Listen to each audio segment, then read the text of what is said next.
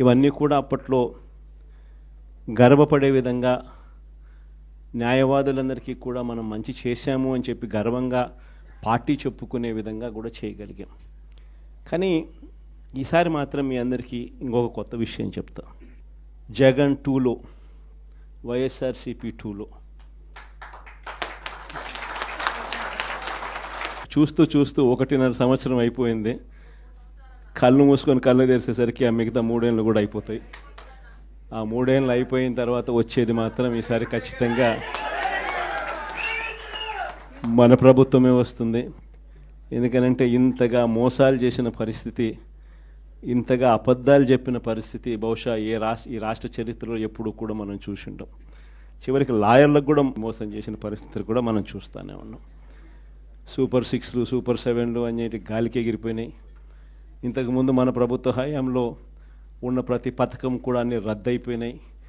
వీళ్ళు చెప్పిన హామీలన్నీ కూడా మోసంగా మిగిలిపోయిన పరిస్థితుల మధ్య ఒకవైపున అన్ని అబద్ధాలు మోసాలుగా కనిపిస్తూ ఉన్న పరిస్థితులు ఒకవైపున ఉంటే, మరోవైపున వ్యవస్థలన్నీ కూడా పూర్తిగా దిగజారిపోయిన పరిస్థితులే కనిపిస్తూ ఉన్నాయి.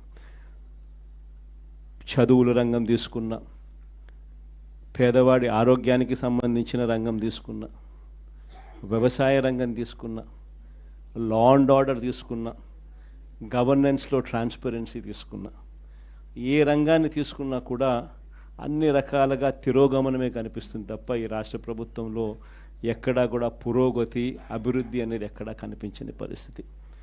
మరోవైపున విచ్చలవిడి కరప్షన్, ఎక్కడ చూసినా కానీ కరప్షన్ అనేది మామూలుగా లేని పరిస్థితిలో ఈరోజు చూస్తూ ఉన్నాం.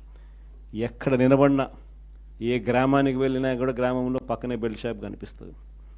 విచ్చలవిడిగా బెల్ట్ షాపులు మన కళ్ళ ముందనే ఎంఆర్పి రేట్ కన్నా ఎక్కువ రేటుకి అమ్ముతూ ఉన్నారు. డైరెక్ట్గా ఎంఆర్పి రేట్ కన్నా ఎక్కువ అమ్ముతూ ఉన్న బెల్ట్ షాపులు ఎవరు నడపాలా అనేది ఆక్షన్లో పాడుతూ ఉన్నారు. ఆక్షన్లో 2 లక్షలు, 3 లక్షలు, 4 లక్షలు పాడినోనికి బెల్ట్ షాప్ ఇస్తూ ఉన్నారు. ఆ బెల్ట్ షాపు ఎంఆర్పి రేట్ కన్నా ఎక్కువ రేటు కళ్ళ ముందరనే అమ్ముతూ ఉన్నారు. అలా అమ్మిచ్చేది ఎవడు అని అంటే పోలీసులు దగ్గరుండి అమ్మిస్తూ ఉన్నారు. ఇది కరప్షన్ అనేది కళ్ళ ముందనే కనిపిస్తూ ఉన్న కరప్షన్.